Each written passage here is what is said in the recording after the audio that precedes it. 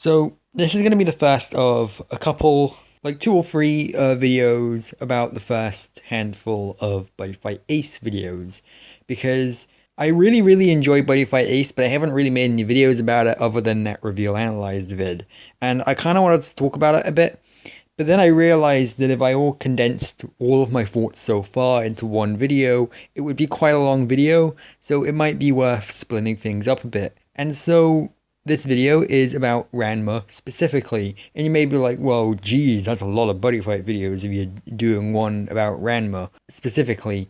And true, but no, because I think by talking about Ranma at length, that will kind of help uncover the rest of what makes Buddyfight Ace so good. Because to me, so far, he is the best thing about the series, just because of how well written he is. Now, bear in mind, I'm going to be talking because I'm not fully caught up. I'm around about episode 10 or so, and I know that something happened with him after that point. Don't bother spoiling it in the comments. So I'm not going to be talking about that. I'm not going to be talking about the thing that we've actually been building towards. I'm instead going to be talking about the build-up itself. So, who is Ranma? Ranma is introduced as the kind of comedy relief sidekick sort of character to Yuga, the protagonist. At first, he's not really shown to be the actual rival. That's more Subaru. Like, Subaru is more kind of framed as the actual rival, and Ranma is just kind of there to be the supportive, like, comedy relief character that gets him into the card game, and is just there, and also runs their YouTube channel.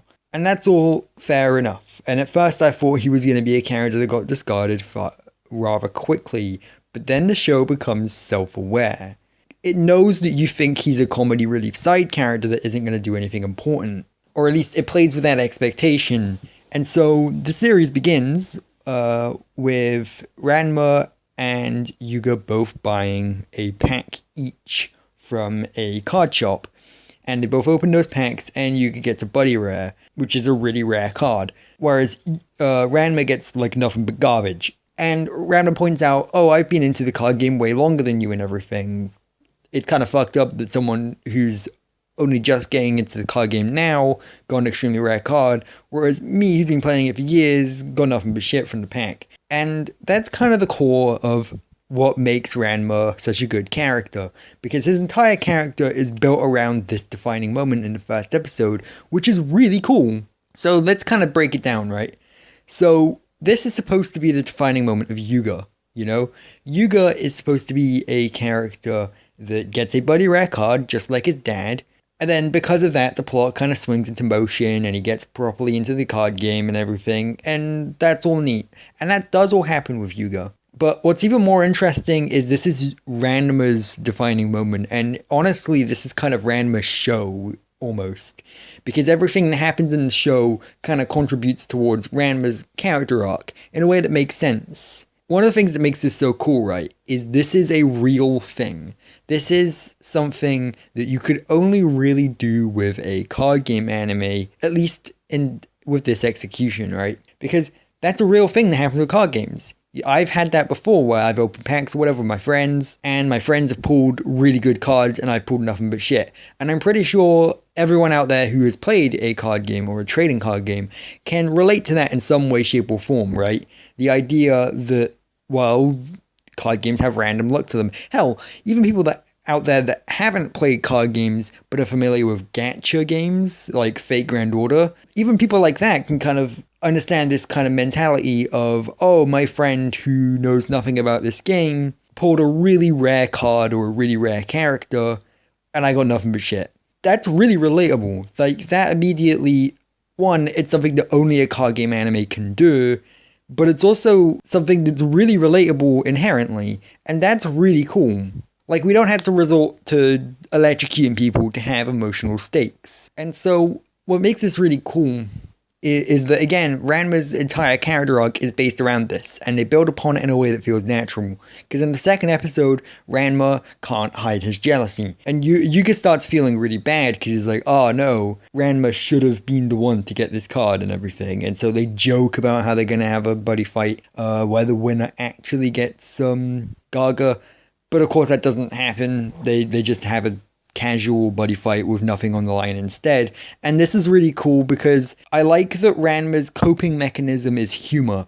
Like, he's supposed to be the comedic side character and everything, and so the way he deals with being so jealous is by joking about the thing and constantly bringing it up. Like, oh wow, it's cool that you have a buddy and I don't. And oh wow, we should totally have a buddy fight with your buddy rare on the line, and so on and so forth. And he's just kind of saying it in a joking, offhanded manner, but you can tell the reason he's saying it is because he wants Yuga to pick up on it and feel bad. Then episode 2 ends with the two of them making up again, and Yuga realizing that no, it's okay to not feel bad over random chance. And it's a really interesting message because it's actually already quite complex, like and nuanced, and it's really weird because I'm not used to seeing something like this, and I just love the way it's handled. And so you'd be forgiven for thinking, okay, cool, that was the introductory first 2 episodes that focused on Gaga and everything. And, you know, they emphasize how powerful Gaga is by showing how jealous Ranma gets over him. And you'd be forgiven for now, you know, going, oh, well, they've made up again, that's the end of that. But they keep dwelling on it. And I think that's excellent. Because what makes it interesting, right, is that a lot of other animes would have this kind of one episode approach where a character would have a problem and within 1 episode or 2 it would be done with, you know, they would make up and realize the message of the day, and then the conflict would be done with, like how the reboot handled Misaki. In the original, Misaki takes multiple episodes and never fully gets over her parents' death, but in the reboot we mention it in episode 4 and then we mention it once again a few episodes later. But for the most part, she's over it, and she doesn't really care anymore, which is really weird. And I like that Buddyfight Ace intentionally goes against this. I like how they start bringing it up again later on. Not immediately later on, they have a couple episodes where it isn't really mentioned much. But then over time, and as time kind of goes on, it gets mentioned more and more. And you can tell it's building towards something, Ranma's jealousy. And I like that they keep playing with your expectations because there are multiple scenes in multiple episodes where Ranma and the others go out and buy more packs of the cards. And then he opens the packs, looks at them for a second. We can't see what's in the pack. And it plays with our expectation because I was like, oh, they're building up towards the Ranma versus Yuga rematch in the tournament. I wonder if Ranma's gonna get a buddy rare, hide it from Yuga, and then use it during the buddy fight and beat Yuga that way. No, they don't. They go against that. That would have been the most obvious way to go with his arc. But no, he still doesn't get one. And then a few episodes later again, him, Makono, and Yuga go out and get another pack. And Ranma's going, well, I might not have got a buddy rare, but at least Makono didn't. And then Makono totally gets a buddy rare. And that's just kind of like pouring salt in the wound for Ranma. And I just find that so interesting, that a show is so willing to beat up this character so goddamn much. This relatively likable character too. Like, if it wasn't for this, I would find Ranma fairly harmless. I'd be like, oh yeah, he's a cool character. But the fact that they beat on him so much, and it doesn't even feel like too, like, because of the fact that the rest of the show is so lighthearted, it doesn't feel too mean-spirited. It's like, yes, they keep beating him up with the whole, oh, he doesn't have a rare card premise, but that's it. It's only that he doesn't have a rare card. Like, he just wants a rare card. And there's nothing wrong with wanting a rare card. That's happened, again, I've been in a similar situation before too. But the fact that they keep kind of focusing on this, and it really plays on the idea of random luck. And I like this. This is one of the best things about Buddyfight Ace. The fact that it's not afraid to point out one of the biggest problems with itself. So Buddyfight Ace is a card game advert, right? This arc inherently tells us that buddy fight is crap and we should hate it because it relies so heavily on random chance, and not being favored by random chance causes Ranma to get really like sad and depressed and just like change, like he basically goes through all the stages of grief. I love that risk that it takes.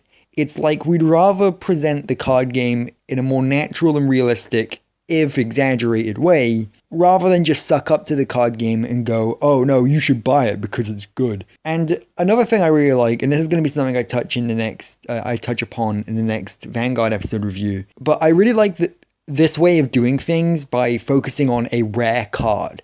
Instead of focusing on a supernatural Psyqualia style power up, they focus on a rare card.